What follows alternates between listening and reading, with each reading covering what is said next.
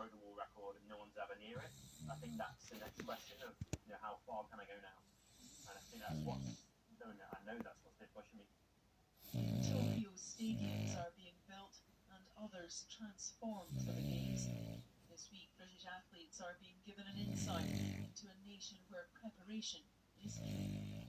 Team GB's second place finish in Brazil has placed high expectations on the team for next summer's Olympics here in Japan. Their success